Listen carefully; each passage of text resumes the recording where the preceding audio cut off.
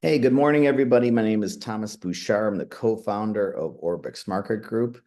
Today, I'm going to make an introduction to our Web 3.0 platform, and afterwards, we'll take any questions concerning our value proposition and specifically what we do here at Orbex Market Group. I'm going to share a little presentation with you all with help with guidance, and hopefully, we'll have a nice Q&A there afterwards. Okay, Orbex itself, the company, we are a Web 3.0 environmental commodities registry and developer of what we call climate compliance solutions. Essentially, we solve climate compliance and trade risk exposures for large multinational enterprises. Give you a little snapshot of the company. We have a broad registry, but currently we register about 15% of the US inventory of recycled metals. We're also in Europe and Southeast Asia. We develop approximately 600,000 metric tons of carbon avoidance. We also authored the ISO OASIS standardized emission reporting for commodities, which we'll get into in a little bit. It's a little bit of our secret sauce. We're a bunch of globies. We have founders in 5 countries and 3 different continents. And our co-founder is also SA Recycling, which is the US largest metals recycler, if not the largest recycler in the world itself. Bloomberg says that the market that we're attacking is about $1 trillion. I think it's a little bit more than that. What we're focused on in our initial vertical is the registry of recycled metals, which itself is $1 trillion industry, which we'll get a little farther into the presentation this morning.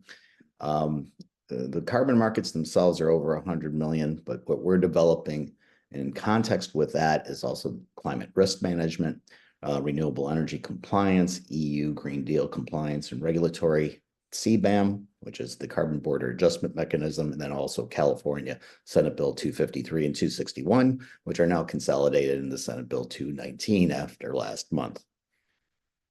The whole reason we exist is because of this regulatory tsunami that is coming our way. Much of what we had already mentioned, with like the Carbon Border Adjustment Mechanism itself, Corporate Sustainability Reporting Directive, and California Senate Bill 219. We do have critical mass when it comes to recycled materials. In the US, I've onboarded 3 of the top 10 recyclers, and that list is growing on a daily basis. The problems that we're solving with Orbex itself is obviously our target market are large multinationals and their regulatory commitments. But environmental commitments from those companies, especially OEMs downstream, have not been met. There is no data harmonization or transparency for traceability, for compliance, for materials. And the attestations and data are, until this time, have really been non-standardized. Even with carbon accounting, it's non-standardized, and there's really no efficient way within, to create some sort of interoperability to the regulatory agencies themselves, and Orbex solves a lot of that. And also, there's no stabilizing financial instruments, which we'll get into in a little bit. The Orbex solution itself, solid traction. Like I said, we have 3 of the top 10 recyclers in the United States that are on our platform. But what we do is we register those inventories, and we call those registrants authenticated recycled commodities originators themselves. So what we do is we authenticate the commodities that are in their inventories every month. We then provide what we call CBAM emissions proof, green claim certs, digital product passports. We can also produce certifications for the carbon insets that can be applied within the value chain. And we also provide the supply chain traceability. We are not a traceability company. We're a data company. And we'll get a little more into that further into the presentation of what we mean by that. But that first mile of data that we are able to collect, nobody else has that data, especially when it comes to or applies to recycled metals themselves. And our downstream buyers are just about any OEM that you can think of. But primary participants are going to be the large auto manufacturers themselves, and also the consumer electronics industry. Those are the main users of recycled materials. if we just look at the vertical in recycled materials, the first vertical that we're attacking, we currently register about 6 million tons of recycled metals. The serviceable attainable market, we believe, is about 200 million, and that's what our target is. The serviceable available market, we believe, is about 500 million metric tons, and the whole addressable market is about 1 billion tons. We'd like to hope that we would be able to get a larger foothold in Asia, specifically in China. But right now our focus is in Europe and the United States itself. How do we make money? What are the products that we're actually offering? Well, the platform is our first money maker. It's our first stream of revenue in which we've been successful and be able to sign up large multi-billion-dollar recyclers that have come onto our system itself. But we are also in price discovery right now with our what we call climate compliance instruments. And those instruments are the digital product passports, like we mentioned before, CBAM emissions proof, green claim certificates, and smart carbon, what we call smart carbon insets or smart carbon offsets. We obviously the carbon markets themselves within avoidance markets has pricing that's already been established. However, a lot of these new instruments that we're bringing to market, we're still in price discovery, as would be any of our competitors. Our target compliance verticals, as we mentioned before, our initial vertical is recycled metals, but also we're attacking the O&G market itself. A lot of the large energy companies have a lot of abandoned wells. It's called P&A, and they have P&L divisions themselves. But we think this is going to be our fastest growth vertical that we're starting to exploit right now. We partnered with Magnolia Energy Partners. We're doing a pilot of 8 wells within that pilot, and they have an inventory of almost 3,500. But what's happening with those wells is their escape of gases that come into the atmosphere. Methane is a major component of that. And what we're doing and working with these energy companies is actually capping the wells and then measuring the methane that would be escaping from those wells and creating credits for capturing those wells and the avoidance market itself. We're also starting to get some traction within cement, but recycled metals and O&G right now are the 2 verticals that we are attacking and we have significant traction with. Right? Broadly, our business model, as we mentioned before, is the platform that we have deployed at an enterprise level with multi-billion-dollar partners that we have done with that. But then also we're still through, as we mentioned, we're through with this price discovery. But what's interesting about the climate compliance instruments that we're developing themselves is they're all embedded with the same information. So for our clients, really, we just need to ask them, well, what are they trying to comply with specifically? Because the information that we capture and goes into our immutable audit system itself, they're all the same. It's all the same information. It's just specifically how do you want to apply that data to what specific regulatory environment or regulatory body that you need to present that data to. So the emissions, the product itself, the specifications for that product, the standards of that product, and more importantly, the provenance. Where did that product originate at? We're able to embed that within the data tokens that we create. But again, it's all the same product. It's just what product or what format do you need, and what are you trying to satisfy in your regulatory environment? The platform is pretty comprehensive. What we put together, just giving you a small snapshot here on specifically what that dashboard looks like from our platform, but more importantly, what that climate compliance instrument looks like.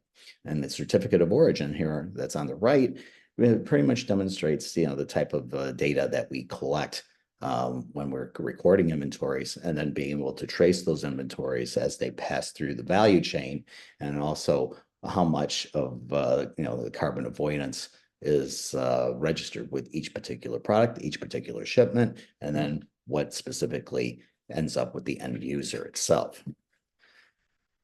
We have significant traction, as we said. The platform itself, we're over 300,000 in platform sales for recurring revenue. We also have industry proofs in the sense that the major recyclers have also invested in Orbex itself. And like I said before, SA Recycling is our co-founder, and they were very generous. Not just they've never had done a venture investment before, but they're very generous with their time and bringing us up to speed and specifically understanding the secondary metals business itself. Right, and currently we have estimated about 50 million in assets under management in the form of carbon credit, digital carbon credits, green claim certificates, digital product passports, and CBAM proofs. Our go-to-market strategy is we never had any experience within the metals industry themselves. We do have advisors that have come on that give us the subject matter expertise within the secondaries metals space itself. And like I said, I think we did pretty well, be able to secure 3 of the top 10, and we have many more in the pipeline and bringing those online. Other pathways to revenue is we're now developing value-added reseller agreements that with Deloitte, Kearney itself, IBM, Eco Engineers, and Equips. And also to help us with the distribution of our climate compliance instruments themselves, we've activated relationships with Eclipse International, which is a large commodities trading firm out of New York, Open Carbon and Emerald Trading out of the UK. Taking a small step back, a little bit of information on what specifically that special sauce was. We saw that there was no uniformity in how the regulatory was going to, or how regulatory bodies were going to receive information from climate compliance reporting, whether that's from like the ETS in Europe, with compliance credits themselves, or how you're applying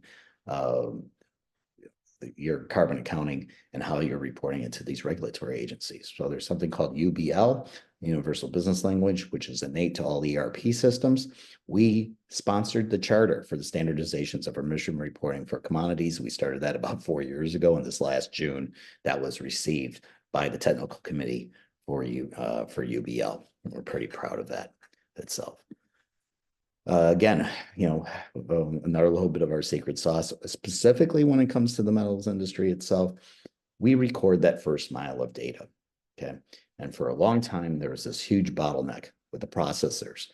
The bigger issue within the metals industry is that it's a 5,000-year-old industry. The bigger issue with that is it's a 5,000-year-old industry. And I think the OEMs, well, I don't think, we know that the OEMs for the last 5 years had been asking the metals industry to come out with some form of format and standardization and how this can be reported downstream. But also when you're looking at how you're reducing the carbon footprint on your products itself, the best way to do that is not just through your supply chain and specifically on the transportation and how you're utilizing transportation and how it's been, how those materials are being transported through your value chain. It's more importantly the materials that go into that product. And again, that first mile of data was very critical because it was non-existent, especially within the secondary metals business itself, because those companies are extremely opaque and they don't share that data. And you couldn't name another $1 trillion industry that doesn't have reporting on both the cost of those materials as well, but also where they originate, right? And that's why we found it so important to first focus on that first vertical. The market is ready for Orbex and where we stand. The regulatory frameworks are there, the market formation is there, and the climate commitments from all OEMs. And that was the larger impetus and why we actually created Orbex. But we also needed to have some primary players, build up that critical mass, have the largest recycler in the world that is also your partner, and how we're able to position that and how we're positioning Orbex. And like I said, metals was the first vertical that we wanted to exploit, but now we're getting to ONG, cement, fertilizers farther downstream. But it was very critical for us to at least have some critical mass in one of the verticals. And that's what we were able to accomplish within the secondary metals market itself. I really want to thank you all very much for getting up so early and hearing more about Orbex itself. I'm going to turn over the Q&A to our co-founder, Mark Kaufman, our COO, who will be more than happy to field your questions going forward.